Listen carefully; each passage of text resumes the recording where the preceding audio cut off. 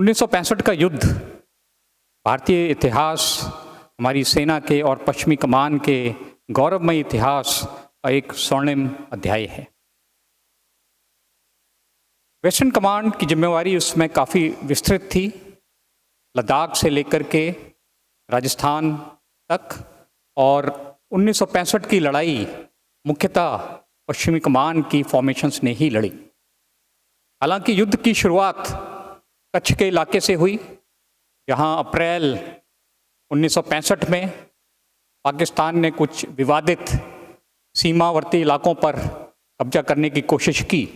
हमने उसको पूरी तरह से विफल किया। उसके बाद मई 1965 में उसने चुपचाप घुसपैठ कर कारगिल की कुछ चोटियों पर कब्जा किया, वहाँ भी हमने उसको खदेड़ दिया।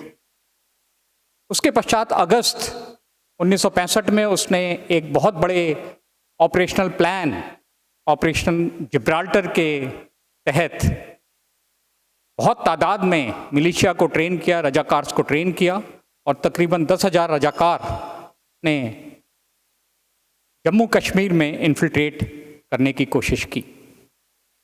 भारतीय सेना और जम्मू कश्मीर के अवाम ने मिलकर के इन रजाकार्स को मार भगाया, और ये कोशिश भी पाकिस्तान की विफल रही। जवाब में हमने हाजी पीर के इम्पोर्टेंट पास को कैप्चर किया।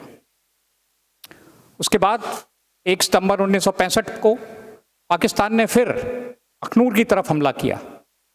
कोशिश थी कि अखनूर और जम्मू को पर कब्जा कर वो जम्मू और कश्मीर को भारत से कट ऑफ कर दे। इस प्रयास को भी हमने विफल किया। तो पाकिस्तान के लगातार हो रहे प्रोवोकेशंस के बाद हमारी लीडरशिप ने ये डिसाइड किया कि अब समय आ गया है कि पाकिस्तान के हार्टलैंड पंजाब में ऑफेंसिव करने का, और इसके तहत हमारी 11 कोर ने 6 सितंबर को लाहौर की तरफ और हमारी 1 कोर ने 8 सितंबर को सियालकोट की तरफ हमला किया। तो हमारे लीडरशिप, हमारे वीर सैनिकों की जो लड़ाई का जज्बा था, उसने हमको ये जीत दिलवाई। वॉर्स का जो नतीजा होता है वो इस पे नहीं होता कि कितने टैंक्स डिस्ट्रॉय किए या कितने एयरक्राफ्ट डिस्ट्रॉय किए या कितनी टेरिटरी डिस्ट्रॉय की। नतीजा असेसमेंट उस पे होती कि स्ट्रेटेजिक जो ऑब्जेक्टिव था वो अचीव हुआ कि नहीं हुआ। तो पाकिस्तान का तो हमेशा कहना रहेगा कि जीत उनकी थी।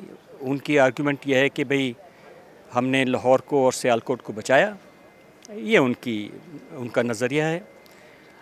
लेकिन उनका जो मेजर स्ट्रेटेजिक एम था वो था कि जम्मू कश्मीर को कट ऑफ करना, जिसकी वजह से यहाँ पंजाब में लड़ाई शुरू हुई। तो वो ऑब्जेक्टिव जो स्ट्रेटेजिक ऑब्जेक्टिव था वो तो डिफीट हो गया कि जम्मू कश्मीर तो हमारे हाथ में रहा और अभी भी है। तो जब स्ट्रेटेजिक एम डिफीट हो जाए तो उसमें आप जीत कैसे मान सकते हैं। और हमारा क्या ऑब्जेक्टिव था? हमारा ऑब्जेक्टिव था किसी हालत में भी वो नहीं होने देना। So the attacks on the western front were purely designed to remove pressure from that area so that they move their forces this side and J&K is saved. That's precisely what happened. Because of the actions on the western front and the Punjab borders, pressure on in Akhnur and Kashmir was reduced to a great extent, and their strategic objective of capturing Jammu and Kashmir was defeated. सो इन हालात में एक ही तो जीत हो सकती ना, कि उनकी objective तो आपने डिफीट कर दी। तो हाउ कैन इट बी कि भी ना हार थी ना जीते, बेवकूफ़ी है। जब आपकी दुश्मन की स्ट्रेटेजिक ऑब्जेक्टिव डिफीट हो गई है तो उसमें बराबरी का तो सवाल ही पैदा नहीं होता।